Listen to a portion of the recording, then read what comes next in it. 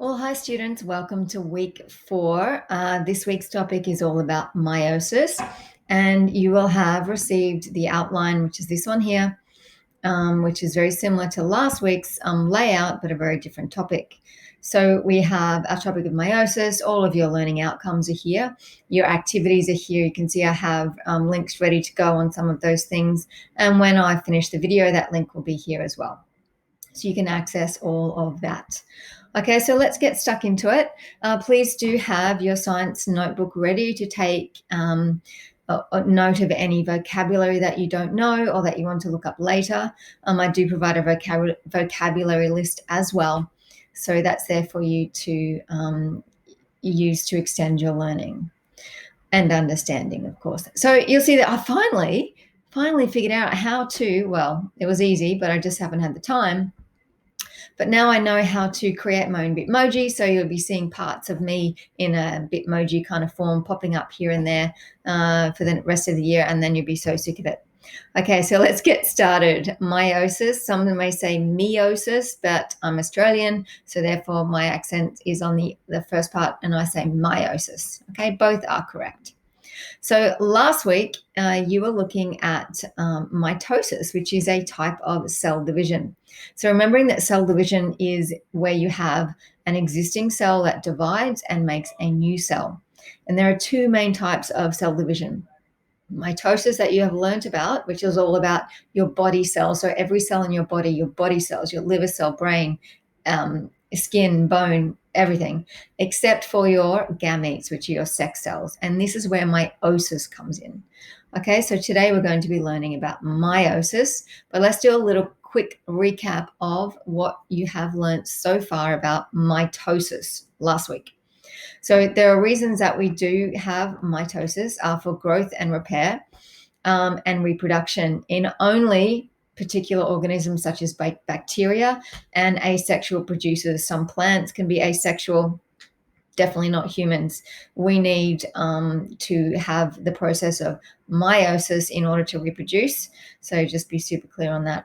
So remembering with mitosis, you have this one first original cell, and at the end you have two daughter cells with identical DNA in that end product.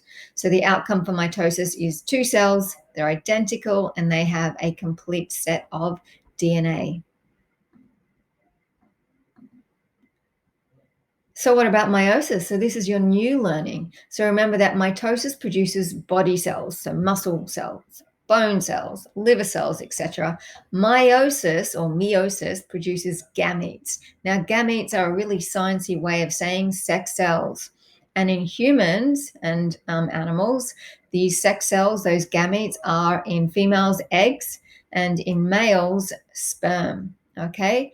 In the plant kingdom, you have pollen as the male gamete and the ovule or the egg as the female gamete. Okay. Now, guys, you should know that we do depict sperm just like this. They are little swimmer type cells with flagellum that enable them to swim and connect with the egg. And in plants, we have these, this is a really typical type of plant which shows easily the reproductive parts. Well, flowers are the reproductive parts of plants. Okay, but looking closer internally, this long stalk, this is a filament here, and the anther on the head, well, the anther contains those pollen cells, those male gametes of a plant. And in the ovule down here, in the receptacle down here, you'll find the ovary. It's just similar like animals have ovaries or humans have ovaries, and we have eggs inside our ovaries. Similarly, in plants, within their ovary, they also have their eggs. So we're not too far removed from plants in that sense. So hopefully you have written the word gamete down in your book.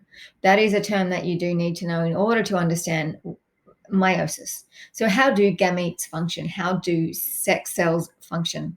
So gametes are only produced by sexually reproducing organisms, and that's organisms like us. So this means that the male gamete and the female gamete must fuse together to create offspring. So when the male and the female gamete fuse together, we call that specifically in science fertilization, okay, the fusing of those two. And you can see there's a great infographic here. We have the egg from the female, the sperm from the male. When they fuse together, that is fertilization. And then we have what is termed a zygote. And you should know from your learning about mitosis that there are 46 chromosomes in each body cell. But the difference here with meiosis is that in the gametes or the sex cells, they're very different. They only have 23, so that when they fuse together, they have a total of 46, and we can make a normal human. That is sexual reproduction. So why is meiosis needed for gamete production? As I just said, so in humans, each body cell has 23 pairs of chromosomes with a total of 46. They come in pairs because you get one from your mom and one from your dad. Okay, so a little bit more on this later. So you should be becoming very familiar with this type of image showing what's connected to the Human Genome Project. All of our genes set out in pairs, just like a set of shoes. So one pair of number one pair for number 15. We have number 17 on our chromosomes. One is from your mom and one is from your dad, your biological mother and father. Parents, pairs. Okay, remember we looked at that last time. So why is meiosis needed for gamete production? So mitosis creates exact copies of cells. Okay, you learned this last lesson, exact copies of cells. So you have a cell, let's say it's your liver cell. Okay, it does that DNA replication and then it divides and then leads to the very end where you have a cell with 46 chromosomes and 46 chromosomes, not 92. Okay. So recapping what you learned from last lesson is how DNA replication occurs in mitosis, where you have the same number of chromosomes here as you do right at the end after that cell division takes place. Now, if we had this same thing happening in meiosis, now let's do a bit of comparison. So if cells made by mitosis were used for sexual reproduction, the offspring would have far too many chromosomes. So if you imagine, as you know, all of your cells in your body cells, your liver cells, your bone cells, brain cells, everything, there are 46 chromosomes in each of those cells. Sex cells are different. So let's just backtrack and have a look at what would happen if sex cells weren't different. So imagine you have an egg that has 46 chromosomes, a sperm has 46 chromosomes, they combine or fuse together, then you'll have a cell with 92 chromosomes. Now for humans, that is not good. What happens is in meiosis, we have half of this. Okay, so going back to mitosis creates exact copies of cells. So when you have those 46, those 23 each from each side of the family, each parent, they combine temporarily and then divide so that the end result is two identical daughter cells. In meiosis, that doesn't work because when you combine them together, there's 92 chromosomes, and that would make for, maybe an alien. So we don't want that to happen. So that's why gametes are a little bit different to regular cells in your body. Okay, meiosis is necessary to reduce the chromosome number for the egg and sperm from 46 to 23. So the egg cells have 23, the sperm cells have 23, and when they fuse together and fertilization and form that zygote, then they have 46, which is the correct number of chromosomes that makes a human being, not an alien, not a horse, not an ant, not a koala bear. Okay, so when they fuse, the offspring will have the correct number of chromosomes. So how does meiosis work? So looking back at what you learned about mitosis, is quite similar, but there are some very clear differences. So cell division occurs in meiosis as well, but there's two stages. There's meiosis 1 and meiosis 2. So let's first have a look at mitosis. So you start with your single cell, that DNA is replicated, and then you have cell division, and mitosis is complete. In meiosis, it's kind of similar at the start. You have replication and then you have cell division. But then you have cell division again in meiosis 2 phase, so that at the very end, you end up with 4 cells rather than 2. Now, in those 4 cells, there isn't the same number. It's not identical to the starting cell. Okay, so the numbers that you might see. So let's look at those numbers a little bit. So as you know, from mitosis, you should have 46 chromosomes in that starting cell. And then it replicates and briefly has 92. Okay, so we have 92 very briefly in here before cell division takes place in mitosis. And then you have 2 identical daughter cells that each have 46 chromosomes in them. Similarly, over on mitosis, you start with 46 chromosomes, and then that DNA will replicate itself, and you will have 92 chromosomes. And cell division will occur, and it will reduce down to 46 again. Okay, just like this. And then what happens again is it does not replicate. No. What it does is it just divides again. So then each one of these 4 ending or resulting cells will have 23 chromosomes in them. And you can see there's 23.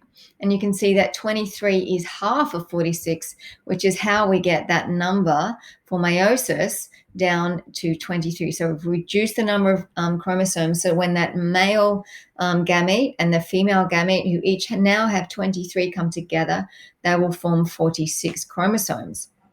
Okay, so coming back, replication occurs in meiosis. We have that first replication here, and then we have the first cell division, and this is meiosis 1. Okay, and then we have that division again without replication, and this is meiosis 2. It is a lot more complicated, but it really is that simple as well. So I'm hoping that that's becoming clear for you. So just a reminder as well, I've put together 8 resources, which might, by the time you get there, may have grown, may have not, might still be 8. A bunch of really great resources about meiosis in our wakelet. There's a really quirky meiosis song that's bound to get stuck in your head as well. Please do go there. There's a couple of different levels of videos that you can view that will assist with your understanding of how meiosis works. So looking at this infographic, what sort of differences do you notice in cells produced by mitosis and meiosis? Well, this is a lovely overview of what's going on. So we have our original cell, okay, that has 46 chromosomes in it. We have DNA replication and mitosis, which produces 2 cells, 2 identical daughter cells. Okay, so let me grab my pen over here. So we have 2 here. So that's mitosis. So that's one, something that you have learned already. Now with meiosis, you can see a very clear difference that when we start with 1, we actually end up with 4 daughter cells. Okay, so we have the replication. We have meiosis 1, where we have the replication and then the duplication here. And then we have that second round of cell division occurring, where we have now 4 cells resulting. So from 1 in mitosis, we have 2 resulting. From 1 in meiosis, we have 4 resulting. And something else you might be able to notice is the chromosomes. So when we start, we have 2 clear sets. Here we have 1 pair of large, 1 pair of small. And in mitosis, we have 2 identical cells where we have 1 pair of large, 1 pair of small, 1 pair of large, 1 pair of small. But in meiosis, it's a very different story. And that's all about reducing that number of chromosomes in order for the male and female gametes to fuse. So we have 46, so we can make a human, not an alien. Okay? So at the end of meiosis, after that second division, remember it only replicates once. In meiosis, it divides twice. So meiosis 2, with the ending result, is not 2 pairs. It's 1 singular one here and 1 singular, 1 singular, 1 singular, and so on. Okay, so let's have a look at some of that vocabulary that you can see in here where it says diploid and haploid. What does that mean? So looking at some of that new vocabulary, we have diploid and haploid. So regular cells that undergo mitosis are diploid, di meaning two, ploid just meaning chromosome number. So diploid chromosomes come in pairs, and we often abbreviate that as 2N.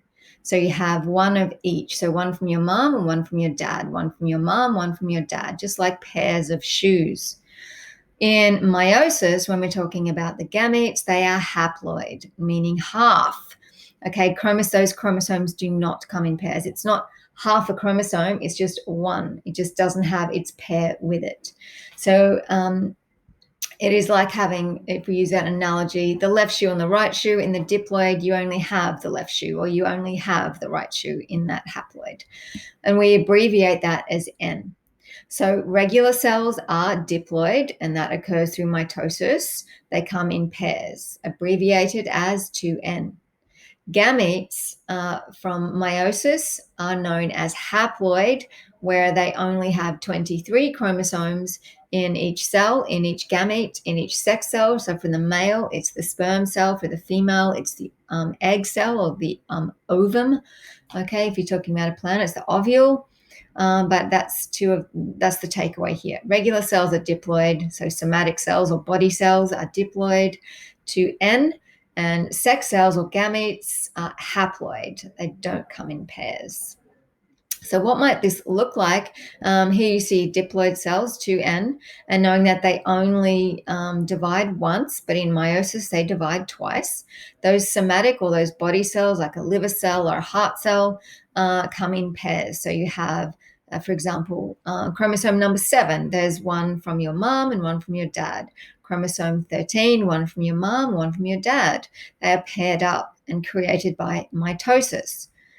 Gametes are haploid cells. They're sex cells. They only have single chromosomes in it, one half. They are created through meiosis. They're not completely random different cells. We still have the same number. We have chromosome number 2 over here, chromosome number 2 over here.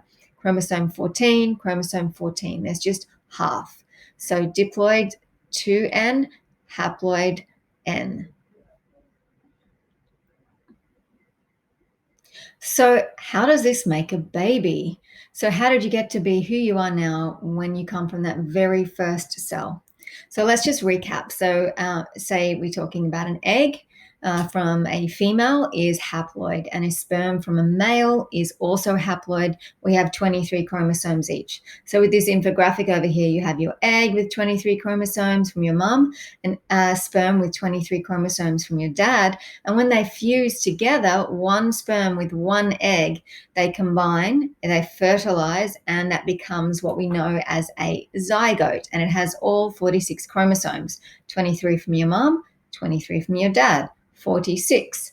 From that point, let me just get a pen. From that point, from that singular cell here, then we have what is known as mitosis, that cell division starting to take place. So once that fertilization occurs, and as that fertilized cell starts to make its way down the fallopian tube and into the uterus, if it does end up being embedded into the uterus and growing into a baby, that cell division starts immediately. So mitosis occurs here. We have that duplication of identical cells happening, and by the time it gets to maybe not even a week, scientists currently think not even a week goes by when that replication of those cells has started to specialize. So those cells will then know that it wants to be perhaps a muscle cell, or a brain cell, or a bone cell, or a liver cell. They start to specialize, and then a fetus starts to grow, and eventually after 9 months in humans, you'll be born this magical being. So just to recap, you have your egg and your sperm, 23 of each. Remember, these are haploid, so N. They fuse together, fertilization, they add together and combine their chromosomes. We now have 23 pairs and a total of 46, which is the correct number for a regular human being. So a couple of pieces of new vocabulary for you. The zygote is a fertilized egg. From that zygote, once that replication, those cell division starts to happen in mitosis, we then see the embryo, which is then forming into a fetus and eventually a baby. Okay. Okay, so now it's time to review your learning and see how you're going with the vocabulary and understanding the process of mitosis and meiosis. So I'd like you to pause this video now and start to try and fill in these blanks. Okay, take your time and then come back and we'll work through it together. Okay, so to grow or replace old cells, the process of, if you said mitosis is used, tick, tick, tick, ding, ding, ding, this results in two cells that are, now remember mitosis, are they identical or non-identical? They are identical. So how many chromosomes do they have? 46, and they are in diploid. Well done if you got all of that correct. So to create gametes, so now we're talking about meiosis or meiosis if you're American or, I don't know, from somewhere else. This results in 4 cells, so not 2, 4 cells that are unique. They have 23 chromosomes. And remember, previously we looked at diploid for mitosis. Therefore, in meiosis, they will be haploid. Great job if you got all of those correct. So when two gametes fuse, when they come together and fuse, it creates a zygote with how many? Can you guess? It creates a zygote with 46 chromosomes. It is known as diploid. Now it has 46. So zygotes will use the process of mitosis to create more cells in order to grow.